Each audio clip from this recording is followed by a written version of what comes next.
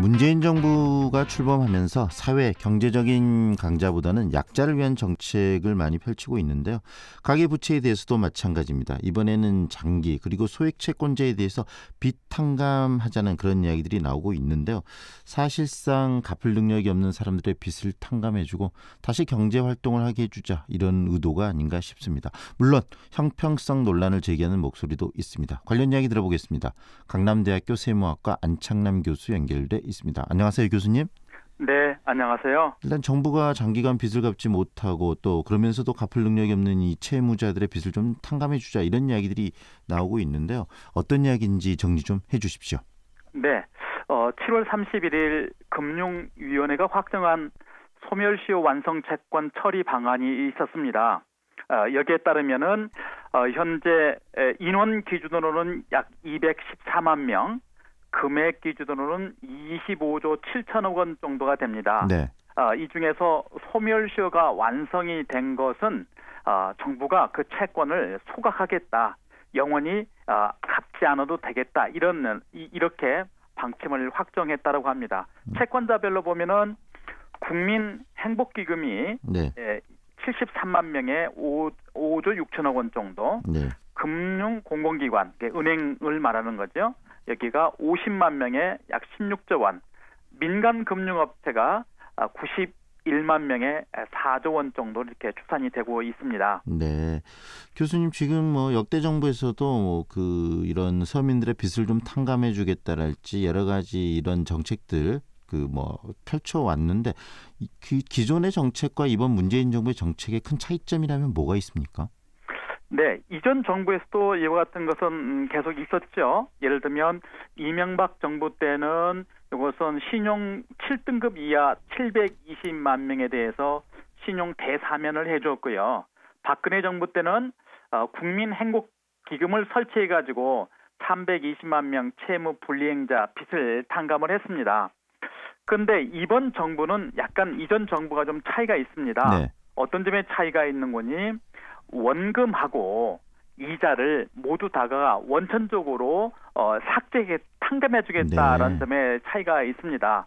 이전 정부는 빚의 일부만 탕감을 해줬지만 현 정부는 아예 그것조차도 네. 탕감을 해주겠노라 하는 것이 큰 차이가 있다고 생각합니다. 네. 그런데 그런 부분, 이번 정부의 정책에 대해서 형평성에 문제가 좀 있지 않느냐, 빚진 부분들은 책임감의 문제다, 이런 이야기도 좀 나오고 그러는데, 그런 어떤 반론에 대해서는 교수님은 어떤 생각이 드십니까? 예, 약간의 오해가 좀 있는 것 같습니다. 네. 이번 정부의 특징은 아까 말씀드린 대로 소멸시효가 완성된 채권이라고 하는 그 단어가 있습니다. 네. 약간 민법적인 용어에서 복잡하지만 간단하게 설명하면 이렇습니다. 내가 2016년 12월 31일까지 은행돈 1억 원을 갚아야 됩니다. 근데 못 갚았습니다. 네. 그러면 일반적으로 이거 소멸시효라고 하는 것은 10년 기간인데 금융은 5년입니다. 5년 이내에 갚아야 되고 5년이 지나가면 안 갚아도 되는 것입니다. 그러니까 나는 2016년 12월 31일까지 1억 원을 갚아야 되는데 이걸 만약에 못 갚았다면 2021년 12월 31일, 즉 5년이 지나가면 내가 법적으로는 갚아야 될 의무가 없는 것을 말합니다. 네. 지금 이게 이제 소멸시효가 지금 완성됐다는 건데, 근데 도중에 문제가 약간 있습니다. 도중에 그러면 금융기관들은 막 갚으라고 독촉장 같은 거 이렇게 발부하지 네. 않겠습니까?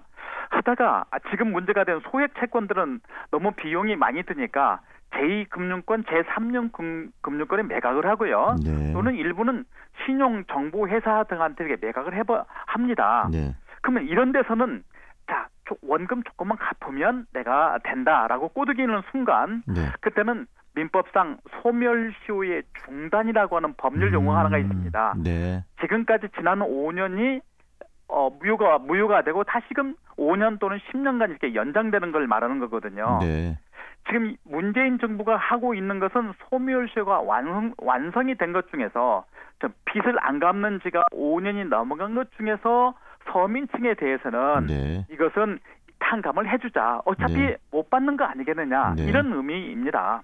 실질적으로 이런 못 받는 돈들, 그다음 서민들의 어떤 그럼에도 불구하고 경제적으로 서민들을 힘들게 하는 부분들이 제2, 3육 금융권, 그다음 신용 뭐 그런 기관으로 넘어가 가지고 그것이 남아 있으면서 서민들을 압박하는 그런 것들을 깨끗이 좀 정리해서 서민들의 삶을 네. 좀 더 행복하게 만들어 주자는 의미라는 이야기시네요. 네. 법률적으로도 큰 문제가 없다는 이야기시고요. 법률적으로도 문제가 없는 거죠. 왜냐하면 소멸시효가 완성이 됐기 때문에 네. 이것을 빚을 탕감해 준다는 얘기는 약간 차이가 있습니다. 법률적으로 받을 수 있는 기간 내에 네.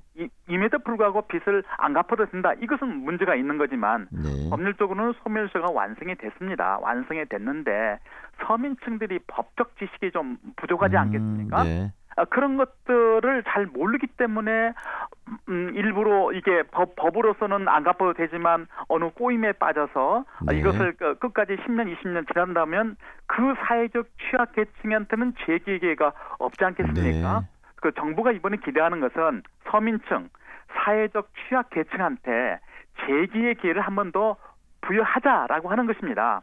이들이 재기를 해야 정부가 지출하는 복지 재원 비도 줄어들 것이고 네. 이들이 재기한다면 이들을 통해서 다시금 또 경제의 활성화를 기대할 수 있는 효과가 있다라고 생각이 됩니다. 정부가 지원해주는 복지 예산을 또 중요하지만 이런 빚을 소액의 빚을 없애줌으로 인해서 자립할 수 있는 여건을 만들어주겠다는 의지이기 때문에 긍정적이다고 교수님께서는 보시는 거네요. 네, 맞습니다. 네, 지금 그러면 이 정책이 지금 최종적으로 정부에서 확정이 된 정책입니까? 아니면 지금 아직 확정은 안 된 정책입니까?